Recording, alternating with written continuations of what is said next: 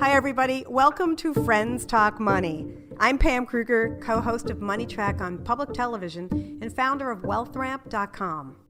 I'm Richard Eisenberg, a personal finance writer and editor, and formerly the editor of the Money and Work channels for the PBS site for people over 50, nextavenue.org. And I'm Terry Savage, nationally syndicated personal finance columnist and the author of The Savage Truth on Money. We're three friends who like to talk money and all the issues that come with it. On this podcast, we're trying to help you understand your personal finances to get you and your retirement on the right path for true financial peace of mind. Hi, everybody. You're in for a treat with today's Friends Talk Money podcast because we're talking with one of the smartest people around on the topic of retirement, Mark Miller. Mark is a journalist who's covered retirement and aging for 15 years for the New York Times, Reuters, and others. He writes the Retirement Revised Substack newsletter, and he hosts the Retirement Revised podcast, and I'm proud to call him a friend. We're talking with Mark Miller today because he's just out with a great new book, Retirement Reboot. It's for people who are getting close to retirement, but who aren't financially prepared for it. That's a lot of people. Mark says he doesn't have a magic formula to offer, but he does have a short list of 6 core ideas to improve your financial security in retirement. We're going to get to as many of them as we can. Oh, did I mention that he plays a mean guitar in the rock and country cover band Steel String Highway? Maybe we'll get a little glimpse of that later. We'll see. Anyway, Mark, thanks for joining us today. Thank you so much, Rich. It's a pleasure to be with you. Great. So before we get to your retirement strategies, why don't you tell our audience a little bit about why you wrote Retirement Reboot, why you say complexity is the enemy of everyday working Americans trying to build toward a financially secure retirement? Sure. Well, as you mentioned, I've been at this for 15 years now, and it just has struck me over and over again that so much of personal finance journalism is about investing, which is fine. That's an important topic. It's, I would say, critically important, probably for roughly a third, maybe it's 40% of U.S. households. But there's a huge, huge number of people who are not able to save for retirement for a variety of reasons, which we can get into if you like. And for them, a much more holistic picture is really required. And so I really wanted to do a book for people who are, outside of that lens of personal finance journalism, who are going to be mostly relying on our social insurance systems, Social Security, Medicare, are going to need to think about things like, how do I leverage the home equity I maybe have built, need to give the budget a hard scrub, and so on and so forth.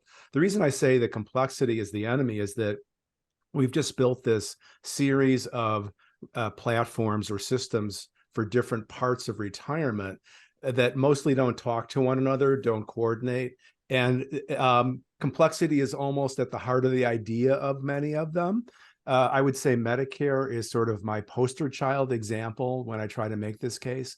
We've taken something that started out pretty simple and made it vastly more complicated and challenging for people to navigate. Really, I think primarily for reasons of ideology. We've seen kind of this neoliberal approach to Medicare implemented over the last 20 years or so with kind of a markets orientation. You need to go into market and shop for your prescription drug coverage, or a market to shop if you're in the Medicare Advantage side of things. And the case that's been made there is that somehow this kind of competitive market driven situation will lead to better consumer outcomes. And I've yet to see a shred of evidence that that's the case. I think actually the opposite has happened because it's so complicated and hard to shop. We really try to force people to reshop their coverage every year. Most people don't do it. So they wind up with less than optimal coverage. So they're getting less as a result of this kind of orientation. So that's just one example. I could keep going on that, but I just think our systems, it's not one system, it's a patchwork of systems, are not designed for simplicity and are not designed to match the capabilities and interests of the average American. It's way too tough. It's great for people like us because we can make a living explaining it to people. I'm grateful for that. But frankly, I think I'd be a happier camper if I was out of work and things were simpler. Absolutely.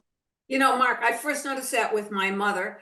I realized, and it was just in those days, just getting to be online, that we asked seniors to do the most difficult, complex decision making and searching at a time when life should be simple. Of course, I'm there now and I write about this all the time. I just want to start everybody who's watching our podcast by telling you, I think this is a fantastic book.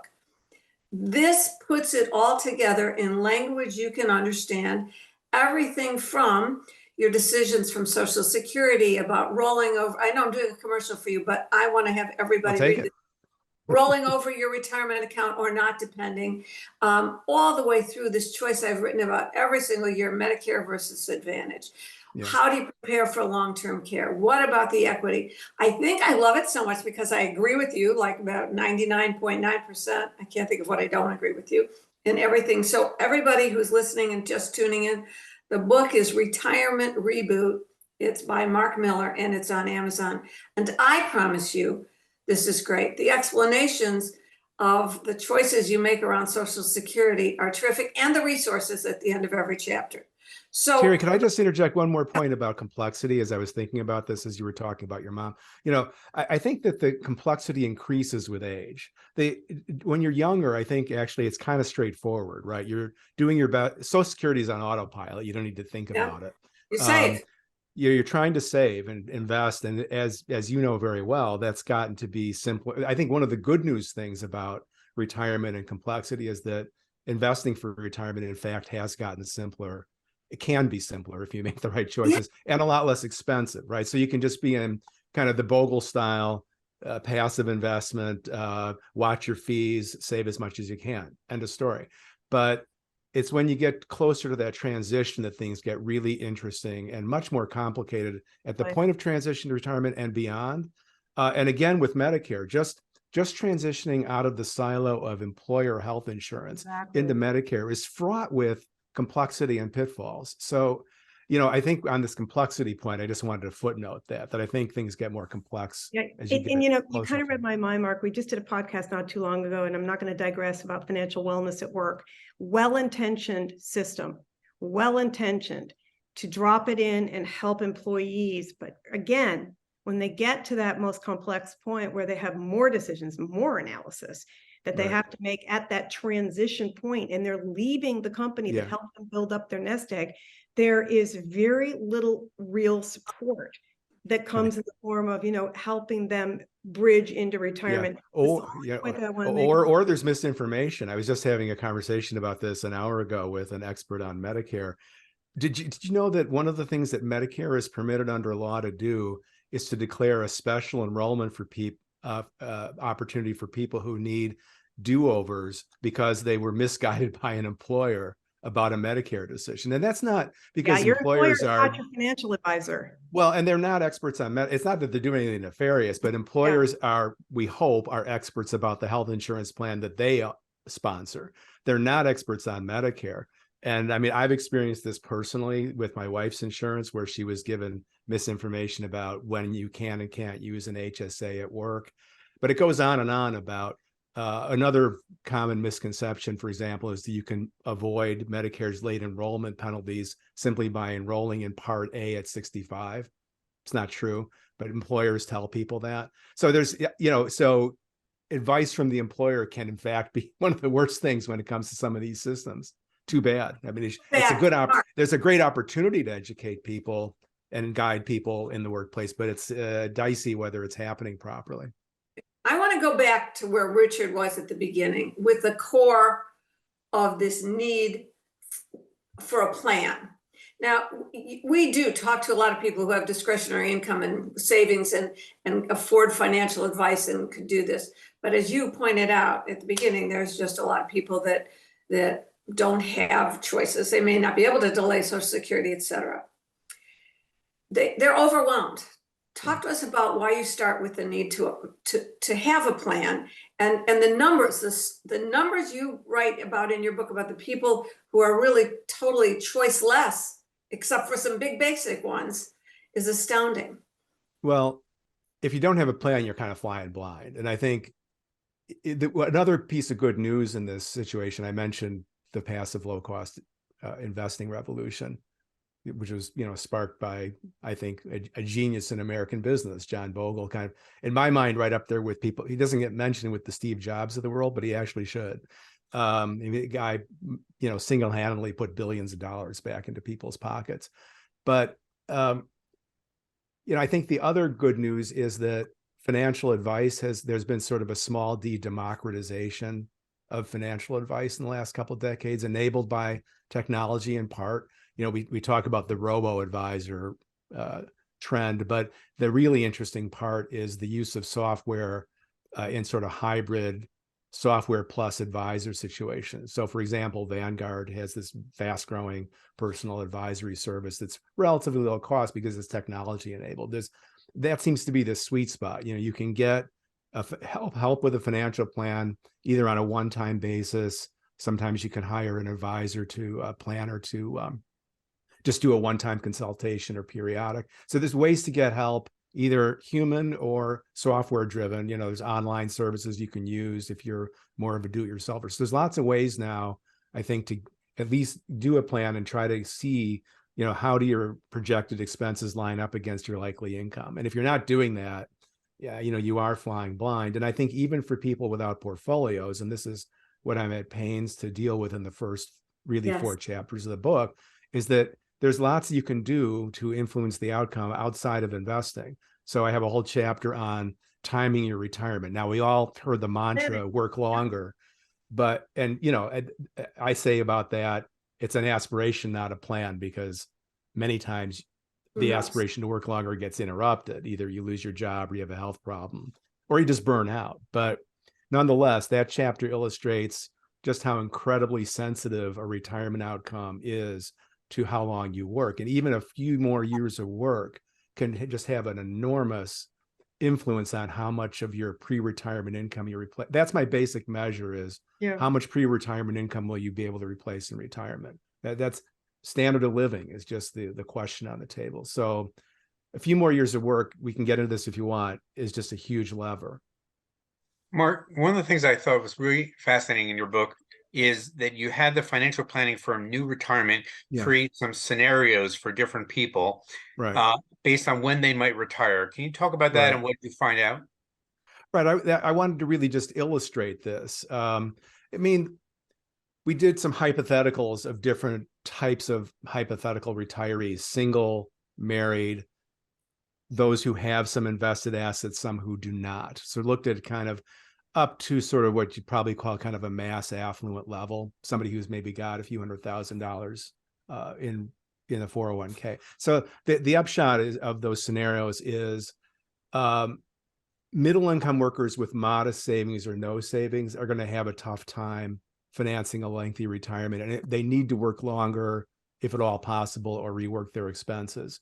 Second conclusion, Social Security is the name of the game when it comes to reducing the risk of outliving your financial resources, simply because it is the guaranteed income lifetime income source for most. Another finding, households with savings have more options, big surprise, and married couples have more options, mostly because they can coordinate their Social Security claiming strategies, and because they tend to be better off financially to start with. So that's kind of what we learned. We started with a couple of very modest income single individuals and said, well, what happens if they work 3 or 4 more years? And their scores improve. This is a Monte Carlo analysis. And so it's, their scores get better, but they're still not great. But the big improvements, like, we ran one scenario for a more affluent couple who one works till 70, one works a couple more years. Boy, did their outcomes improve. So there's a lot of opportunity. There's opportunity up and down the line for these different profiles. Yeah. But you did say that single women, generally speaking, have harder time in retirement financially than single men, right? For a variety of reasons. One is the income gender gap, which I'm sure you've covered on your program. We probably don't need to belabor. So that translates into lower Social Security benefits, lower amounts saved for retirement. And of course, women tend to outlive men. So you need to have resources. Yeah. So you're looking at trying to stretch resources, over a longer period of time. It's also, on the plus side, delayed claiming of Social Security tends to be a better deal for women than it is for men because of longevity. So that's good news. We can talk about later maybe long-term care Let's- insurance, where long-term care insurance is a worse deal for women because they pay more for it, because the actuaries who sell those policies know that they live They know that- longer. But And let's they take- know that women are more likely to go on benefit too, because they may have taken care of a husband who's no longer around now and she needs to claim the benefit. So, yeah. And they spend all the money. I want to start, can we go back to Social Security? I have never seen, and I've hunted for and tried to write myself.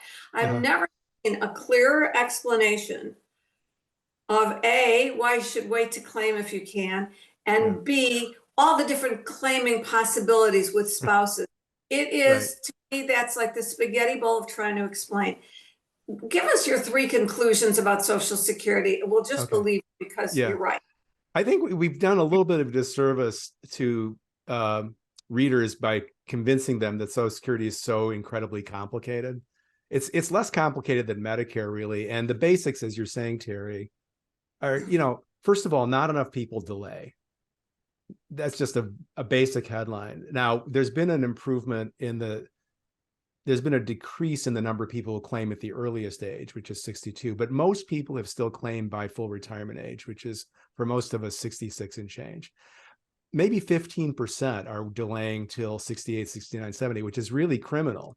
Because as I point out in the book, the swing in monthly income from 62 to 70 is 76%. Yeah. I mean, and this is and as an investing expert, you'll appreciate this comment. That's a guaranteed return. Yeah. Inflation. There's no need to inflation adjusted, guaranteed. Adjusted. There's no need to do a risk adjustment. Unless you think the United States government is going to collapse tomorrow. Maybe it will. But where's a better deal out there? As the delayed credits are worth about 8% for every 12 months. Show me an annuity deal that's good. You can't buy inflation adjusted annuities. So it's a crazy good deal. Now, the challenge is, if you're delaying, how do you fund your living expenses? Well, so Mark, when you talk about funding a delay, that's the funding. How do you fund your living expenses? Yeah, and that's exactly where I wanted to go next. I want to tie the Social Security aspects and decisions to the planning piece of it. Right. I just read, I think it was just yesterday, 2/3 of Americans are going to depend heavily on Social Security checks, during their retirement. So, I've given a lot of thought to this, and there's a lot of research out there that Americans, of course, we know are not quote unquote ready to retire, which is shorthand for saying you haven't saved enough money and you can't really afford to retire. And yet, this is interesting. I talk to people all the time who appear by that standard to be underfunded. They don't have that $500,000 in a nest egg. And yet, because of planning and because they took steps to stress test everything ahead of time and make changes, they actually are finding that they can make changes in time. They can downsize their lifestyle. And guess what? Still stay happy. Can you talk a little bit about your first core idea for retirement planning, which is, estimating, and how important it is to stress test your assumptions so you can make changes? Great question. So, as you all know, kind of the standard rule of thumb out there is you need to replace 70 to 80% of pre-retirement income. That's what the financial services industry tells us. But that's a very general rule of thumb. It's very much subject to adjustment. And I think people who've scrubbed that will tell you that it can vary across a retirement from anywhere from 55 to even 80%, depending on where you are in the life cycle. And to your point, Pam, you can definitely affect those numbers by making decisions to reduce your costs. So in my chapter on home equity, I talk about ways to downsize and just illustrate how much can be extracted and banked and invested and lived off of. So we think generally about downsizing, to a smaller home, but take a profile of somebody who lives in a big city, maybe in a part of a city that's expensive from a real estate perspective, doesn't need to be in the central city for proximity of work anymore. And indeed, post-pandemic, maybe nobody does, but by just moving to the exurban part of just their same region, I illustrate this with some examples. You could downsize in that way and extract equity. You could do it by moving to a cheaper part of the country, or indeed some people do it by moving abroad. So the simplest way to adjust that whole dynamic is a downsizing move. So you can look at the expense side of the equation. But then it comes back to this question of, I think, Social Security and maximization of benefits. So if you can work a few more years and fund a delay, that's just huge. It means you can save more for retirement potentially. And I have a chapter about getting started on saving even at a late date. It's fewer net years you're going to fund in retirement because you shifted the frame, right, to a later point. So there's just, I can't say enough about the importance of Social Security and retirement timing, plus watching the expenses. The saving and investing thing is kind of interesting because we illustrate in that chapter the point that the end goal is not the day you retire. You know, if you've built a little nest egg starting in your 50s, that keeps growing, and hopefully keep investing and keep watching the nest egg grow when you're in retirement. And so there's a lot of active debate about how much of your portfolio ought to be in equities versus fixed income in retirement. And that's a whole subject of researchers go back and forth about. But it's even possible with a late start to, get a bit of a cushion in a portfolio. Well, that's what I wanted to ask you about, Mark. What do you tell people in their 50s and 60s who haven't done enough saving and investing for retirement? They feel like maybe they can do a little bit better now. They can start at it, but they're not quite sure where to go. Yeah, right. What should they do? So the first big message is, I think there's a lot of intimidation for people who aren't savvy, seasoned, experienced investors who are kind of scared of this stuff. So I try to just start out by saying, look, here's a really simple approach to it that you shouldn't be scared of. And that is basically opening up a low-cost account at one of the low-cost providers, Vanguard, there are others, sock that money into, a total market index fund, save as much as you can, and, watch that grow. And I really am at pains to explain the importance of fees and how they compound. I'm sure you've dealt with this on the program, but, I think a lot of people sort of hear, oh, I'm going to pay a total of 1% a year. That doesn't sound like much. Wow. Until you do the math on that, right? What is 1% of a growing portfolio over 20, 25 years? That's pretty shocking. How much is coming out of that. And I illustrate that. So, watch your fees, invest in the total market. Don't worry about trying to pick winners and losers, and watch. What do you think about target date funds and 401ks? Yeah, I think they are an improvement over what we used to have, which was people just having a mess of an allocation, never rebalancing, it was just like sock the money into the 401k, never be close attention. So the good news with target dates is they do keep you on target. Yeah.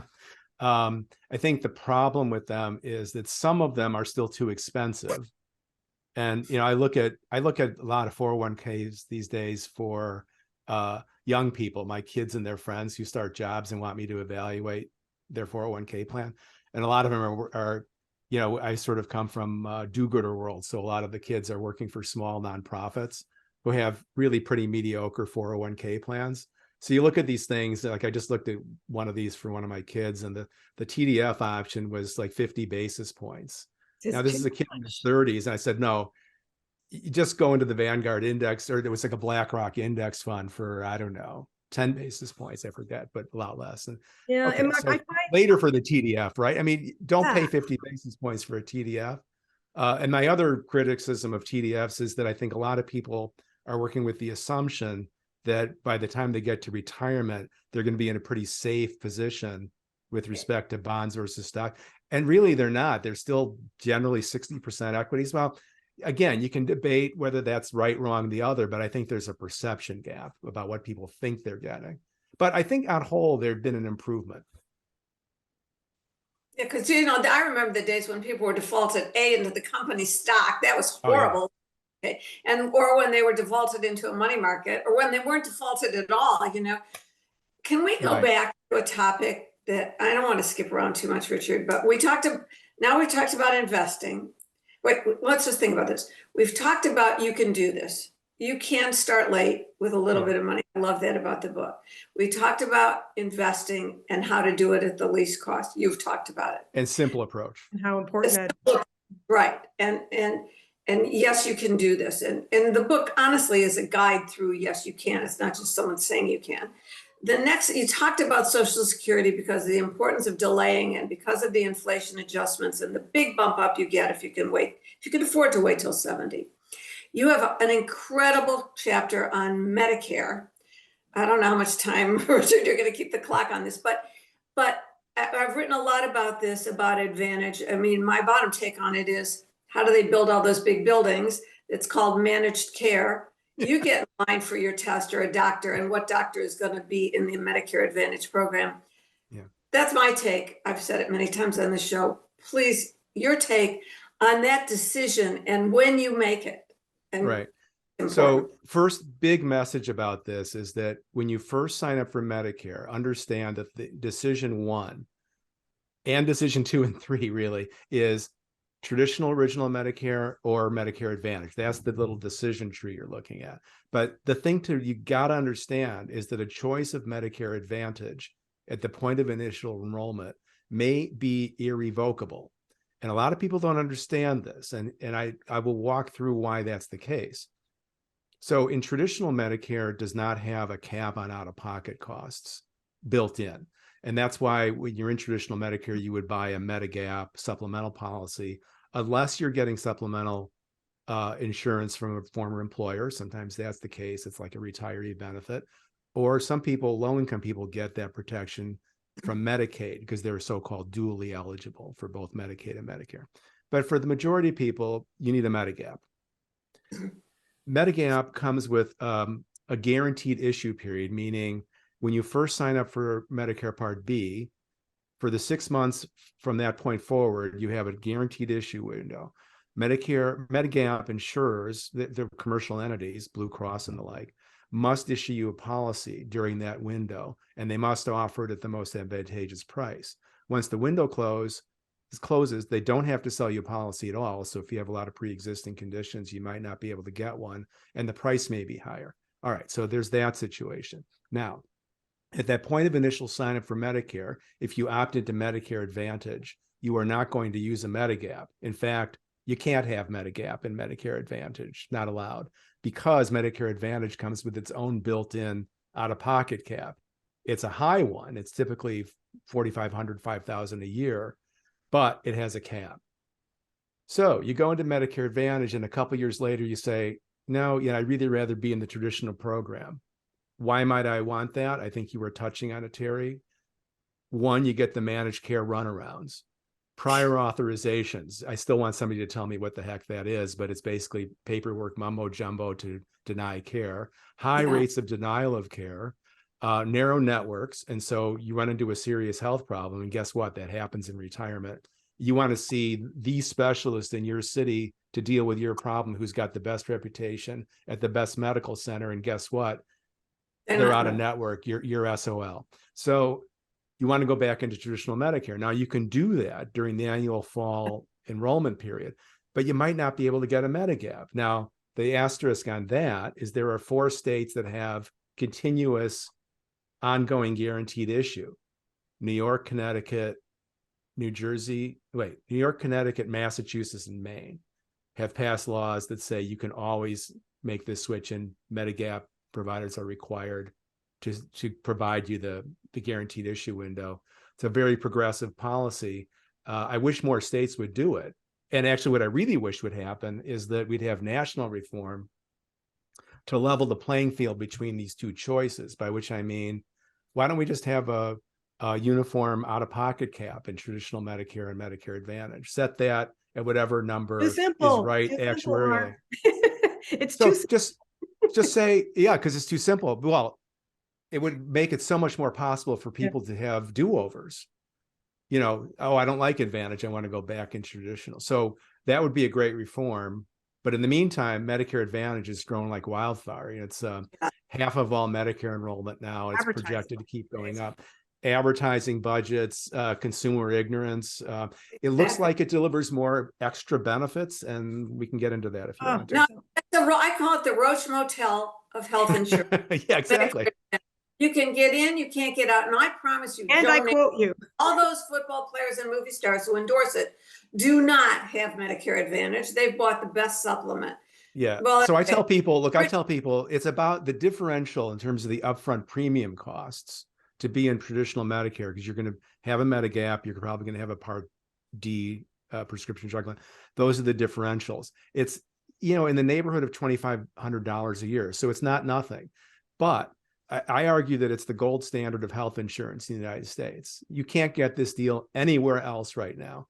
Where else can you see any provider you want to go to? You're going to have greater predictability of costs because once you're done paying your premiums, everything is kind of covered. Yeah. And it's just going to be much better long-term. This initial sign-up thing has to be thought of as a long-term decision through your retirement. And so traditional Medicare is the way to go. Richard, make us talk about long-term care. No, well, I want to get to that, but first I want to ask you, Mark, just a big picture question about Medicare solvency. So according to the trustees report, part of Medicare, and you can explain which part, is supposed to go insolvent in 5 years, 2028. Right. So what should people who are in their 60s now think about that? And are you concerned? And what's going to happen, do you think? So the part of Medicare we're talking about is Part A, hospitalization. It's the only part of Medicare that's funded through a trust fund, similar to the way Social Security is. So it's funded through the FICA taxes, the Medicare part of it that we pay into the system through our working years. And so the Part A trust fund is what's projected to insolvency pretty soon, 5 years, as you say. And if the point of insolvency, the trust fund would be able to meet about 90% of its obligations to hospitals, as opposed to 100%. So that's the issue on the table. There's lots of ways to fix that. You can do it by adjusting payment rates to providers. You can do it by boosting the taxes. Something needs to get done there pretty quick. It's up to Congress to solve it. But it doesn't mean that the entire Medicare system is teetering on the brink, because the funding mechanisms for Part D and Part B and for Medicare Advantage, which is Part C, is completely a different matter. It's 25% of it is user premiums, enrollee premiums, and the other 75 comes from general government revenue. So the pressures of Medicare on the general federal budget are real because 75% of it comes out of general revenue, which is really different than Social Security. So, but when we hear some Republicans in Washington talking about cutting back on Medicare, or at least Democrats saying that they're talking about that, are they talking about less money from general revenues for Part B and Part D? And if so, is that something to be concerned about? Well, I think what they're talking about is raising the eligibility age. Now, how about that? Let's raise the Medicare eligibility age to 70. What a great idea. You said ironically. You said ironically. Now, the other thing about Medicare funding, though, is, we pay more as taxpayers and as enrollees into the system because of Medicare Advantage. This is the other amazing thing about this story. So managed care is supposed to deliver efficiencies and less cost. It's the opposite. In fact, you probably saw the New York Times expose a couple of months ago, which said in the headline, the Medicare Advantage is exploiting taxpayers to the tune of $12 billion a year because of these practices that they engage in with, they call it upcoding, but it's like adding to your file conditions that you don't really have that lead to more payments to them. So they're charging more to the government than they should be. They're denying care. So if you really want to wring costs out of the Medicare system, let's go after Medicare Advantage. Amen. Sorry, go ahead. I want to go, okay, I know that's on everyone's mind today. My thought as we tape this, the U.S. government is not going to default. And I don't think they're going to go after this, however many millions of Americans over age 50 by threatening to do so. But long-term care is another aspect that is really, really important. As a background, for many years, I would say this to every woman. Women would stop me on the street and say, I did it. I bought my long-term care insurance policy until about 10 years ago, as rates dropped. The insurers went running around every state and said, if you don't let us raise our premiums, we're not going to be able to cover. So all the states agreed. And now we have combination policies, lifelong term care with guarantees. It's still not going to help everybody. Medicaid, if you're broke, what's the future for this middle income person you're writing this book for long term? So I think the problem for the middle income person is, if we come at this from the angle of traditional long-term care insurance, that's the product that should make sense for a middle income household. Because if you're really affluent, you can self-insure. If you're very low income, you're going to rely on Medicaid. So it's that middle that where the issue is. And I think that's where the LTCI product kind of aims itself. But the problem is it's too expensive. So like for a married couple, it can be $4,000 or $5,000 a year. That's a lot of dough over a 25 year retirement. So this is really a dysfunctional part of the retirement system in the United States. I've long felt that the smart answer would be to build kind of a basic level of insurance into Medicare, like have a little incremental payroll tax that people would just be required to pay into, because mandatory participation is what you really need. And FICA is the way to go because nobody pays any attention to it anyway. So if you had like couple tenths of a percent, in there for long-term care, and everybody would receive a basic benefit from that. And then on top of that, you could have the availability of commercial policies. There were several like bipartisan commissions studying long-term care and came up with these in-depth recommendations. This was toward the end of the Obama years. And pretty much all of them said the same thing, that there should be some form of public or social insurance with a hybrid approach and it would actually be good news for the insurance companies too, because they could then tailor products to offer additional tier of benefit as opposed to having to take on the entire risk. Nothing's happened on that. Well, that would require tremendous coordination too, which nothing's happened on, but that would be a sensible approach. But the LTCI market as it is, as you know well, it's dysfunctional. I think, new policies peaked in the year 2000 at about 750,000, and they're selling 50,000 or fewer a year now. So the public judgment is, I think it's partly because they're scared off by these enormous rate hikes that keep going through, the complexity of the product. And it's also one of those things people just don't want to think about. Yeah, so sure. Highly problematic, but the long-term care thing is about more than just LTCI, I think. Exactly. It might be riders to life insurance. That's a new thing where, but you have to cash. Yeah, that's a useful product for more affluent people, but it doesn't help the people I'm writing for who don't have that kind of money to throw in. Mark, maybe it's they're now talking about annuities in 401ks as those annuities typically are indexed for inflation, like Social Security, which but it's also possible that we just did a podcast on Secure 2.0 and all the enhancements. Maybe the next go around will be, in addition to emergency savings, maybe these programs can come up with a way to save and insure for long-term care. You're right, and you can do that. Yeah, you raise an interesting point. I mean, I think a strategy that makes some sense now for middle-income households who are concerned about protecting against this particular risk. One, I think it's a great argument for delayed Social Security claiming. The more you delay Social Security and boost that monthly income, that can help offset any long-term care need down the road. That's one. And the other is, I think, if there is an annuity product out there now that is interesting for this purpose, I think it's deferred income annuities, which you buy those at a relatively lower price. They don't kick in at all. They don't pay anything until you're at a more advanced age, but that could be used to pay a long-term care expense. Yeah. Yeah. Mark, I can't let the opportunity go by to have you on this podcast and not ask you the question that younger people are asking. Let's jump back over to another topic of Social Security overall as a federal system. Yeah. About 11 years from now, like 2034, the excess reserves will have been spent down. Again, kind of garbly goop, because it's a shell game. Talk to the younger people who are saying they want a straight answer, whether, Social Security will become insolvent at some place. We talked about Medicare a little bit, but just to get a conclusive answer from your opinion, on social. Well, I think it's a well-phrased. Go ahead, Terry. Don't tell them not to contribute. We have to force them to contribute because we need the money, all of us here. Okay, Mark. I mean, it's not a choice whether to contribute or not. It's mandatory. I mean, I think you framed the question really well, Pam, except I don't agree it's a shell game, but we could get to that if you want. So there's a couple of big headlines, I think, for younger people about Social Security. First, I closed the book with kind of a pivot away from kind of the meat and potatoes chapters which are very practical guidance. The last chapter is really a policy chapter.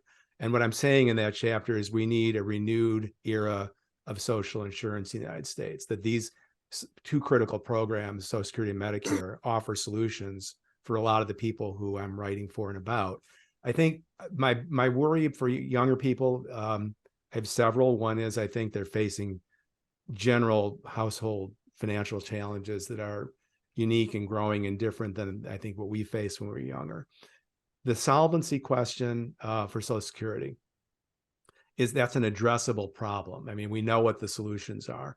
There's a variety of ways to close the projected gap. First of all, the word solvency, I think, is very often misunderstood. Well, that's kind of what I meant by the shelter. It gets hurt. Yeah, No, it gets heard as bankruptcy, which is a meaningless term in the context of a federal program. But the solvency date or trust fund exhaustion means that if we got to that point, Social Security would have enough current revenue income from the tax base to pay about 80% of projected benefits.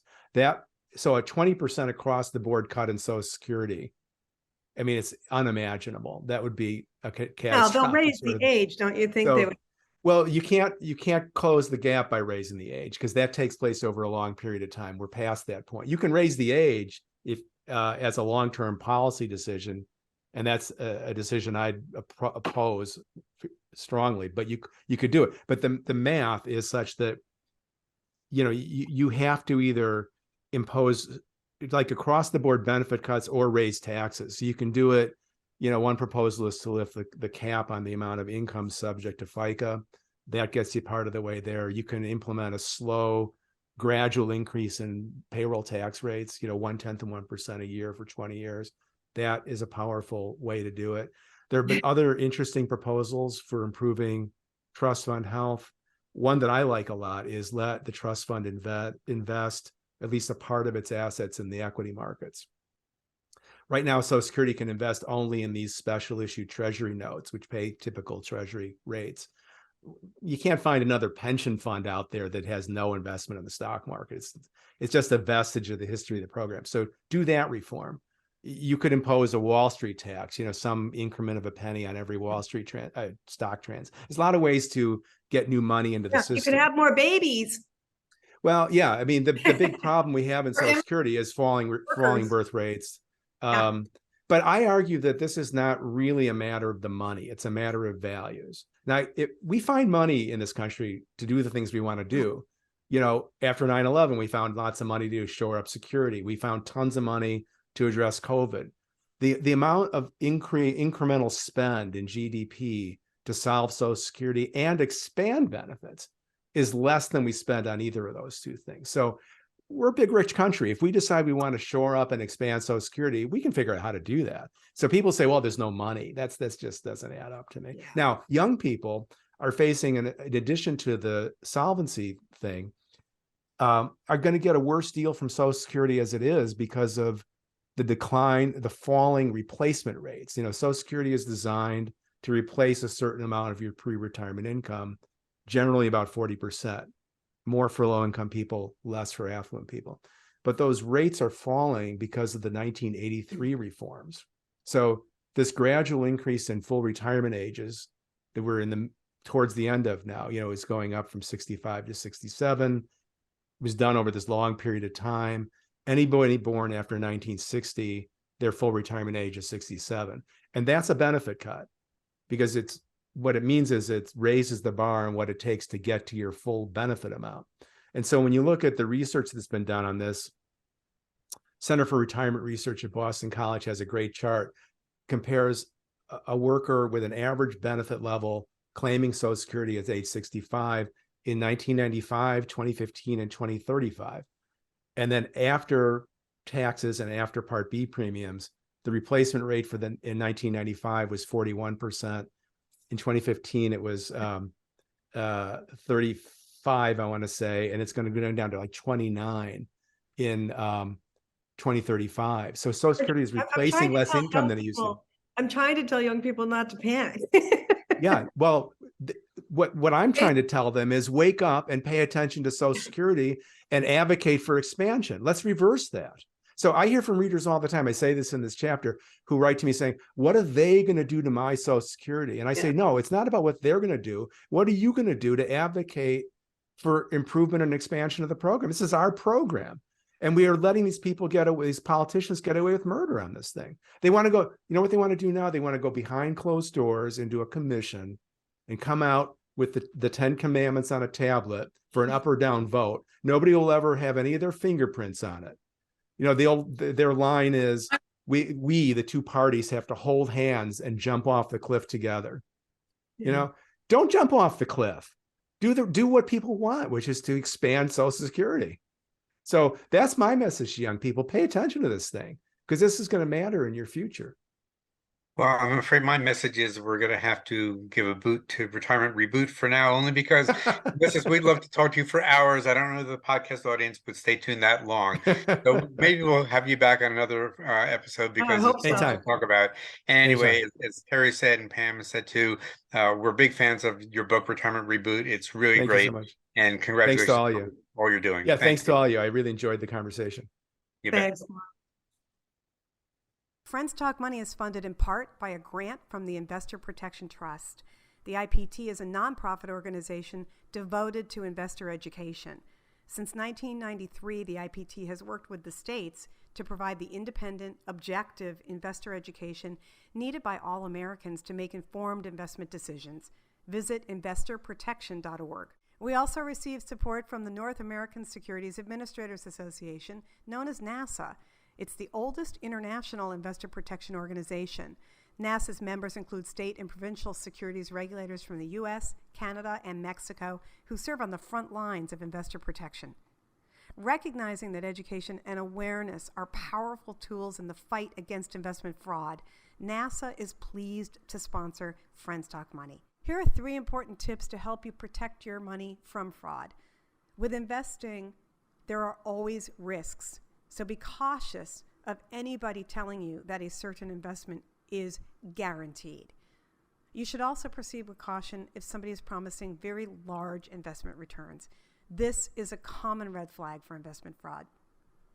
Last and most importantly, be sure you're working with a licensed or registered financial professional. You can check your advisor and make sure they're licensed by visiting brokercheck.finra.org. NASA is your partner in keeping you safe and helping you avoid investment frauds. Visit nasa.org and click on the Investor Education tab to learn more.